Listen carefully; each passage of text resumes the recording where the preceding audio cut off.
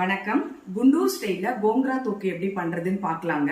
அதுக்குண்டான என்னென்ன பொருள் பார்த்தலாம். 2 கட்டு புளிச்சக்கீரை கழுவி கிளீன் பண்ணி வச்சிருக்கேங்க. காம்பு இல்லாம கிளீன் பண்ணி வச்சிருக்கேன். அடுத்து இதுக்கு எப்பவுமே எதிர் புளி விடணுங்க. ஒரு சின்னதா கொஞ்சமா புளி எடுத்து ஊற வச்சிருக்கேன். ஒரு 10 ஸ்பூன் வந்துட்டு தனியா வச்சிருக்கேன். ஒரு 20 காஞ்ச மிளகாய் எடுத்து வச்சிருக்கேன். ஒரு முழு பூண்டை எடுத்து தனியா வச்சிருக்கேங்க. 1 ஸ்பூன் மிளகு, 1 ஸ்பூன் வெந்தயம், 1 ஸ்பூன் ஜீரகம், தாளிப்புக்கு ஒரு 4-5 காஞ்ச மிளகாய் கிள்ளி வச்சிருக்கேங்க. இப்போ எப்படி செய்யறதுன்றத வீடியோக்குள்ள போய் பார்க்கலாம் வாங்க. இப்போ ஸ்டவ் பற்ற வச்சு கடாய் வச்சு சட்டி காஞ்சிருச்சுங்க. இப்போ வந்துட்டு தனியாவை வறுத்து எடுத்துக்கலாங்க. ட்ரை ரோஸ்ட் பண்ணிக்கலாம்.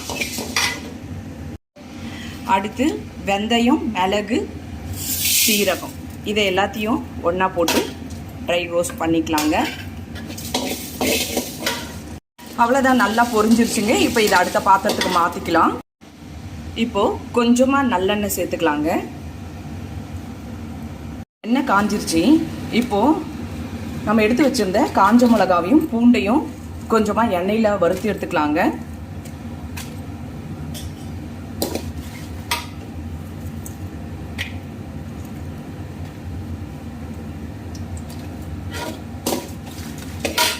கூடவே ஒரு சின்ன துண்டு பெருங்காயம் சேர்த்துக்கிறேங்க.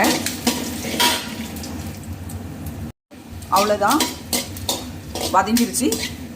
இப்போ இதை வேற பாத்திரத்துக்கு மாற்றி ஆற வச்சு பொடி பண்ணிக்கலாங்க. இப்போது அந்த எண்ணெயிலேயே, அந்த கடாயிலே நம்ம மிளகா வறுத்த எண்ணெயிலேயே நம்ம கோங்கராவை வதக்கிடலாங்க.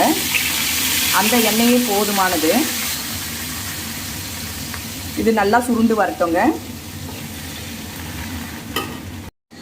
அவ்வளோதாங்க, புளிச்சக்கீரை நல்லா வதங்கிருச்சு, மழை ஆயிடுச்சு.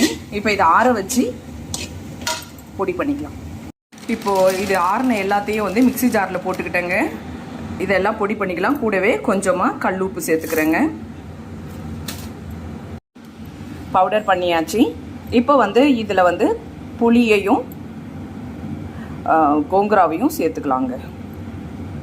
பவுடர் பண்ணியாச்சுங்க. இப்போ இதில் ஊற வச்ச புளியும் வதக்கி வச்ச கோங்கராவையும் இதில் சேர்த்துக்கலாங்க. கோங்கரா இதில் போட்டுக்கிட்டேங்க. இப்போ ஊற வச்ச புளியை இதனோட சேர்த்துக்கலாம். இப்போ இதை ஒரு ஃபைன் பேஸ்ட்டாக அரைச்சிக்கலாங்க. அவ்வளோதாங்க, இப்போ ஃபைன் பேஸ்ட்டாக அரைச்சாச்சு. இப்போ இதுக்கு ஒரு தாளிப்பு கொடுத்து நல்லெண்ணெயிலேயே வதக்கி எடுக்கலாங்க. அகைன் நம்ம ஸ்டவ் பற்ற வச்சு கடாய் வச்சாச்சுங்க. சட்டி நல்லா காஞ்சிருச்சு. இப்போ நல்லாவே தாராளமாக நல்லெண்ணெய் சேர்த்துக்கலாம்.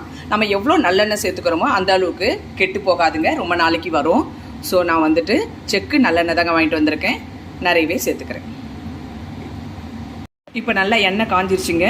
இப்போ கடுகு சேர்த்துக்கலாம். பொரியட்டும். இப்போ கடுகு பொரிஞ்சிருச்சுங்க.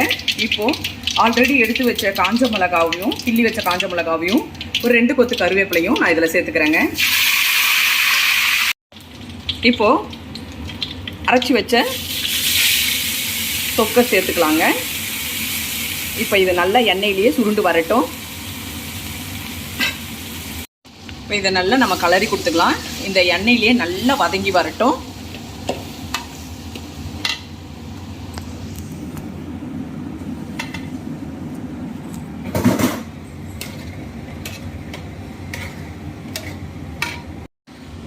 இப்போ நம்ம ஊற்றின எண்ணெயே தெரியல பாருங்க, அவ்வளோத்தையும் இது இழுத்துக்குச்சு.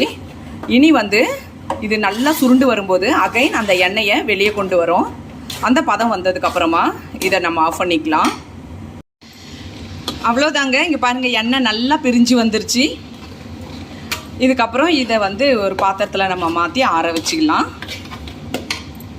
அவ்வளோதாங்க, கோங்கரா தொக்கு ரெடி ஆயிடுச்சு. இந்த வீடியோ உங்களுக்கு பிடிச்சிருந்தா லைக் பண்ணுங்கள், கமெண்ட் பண்ணுங்கள், சப்ஸ்கிரைப் பண்ணுங்கள், ஆல் பட்டனை கிளிக் பண்ணுங்கள். தேங்க்யூ.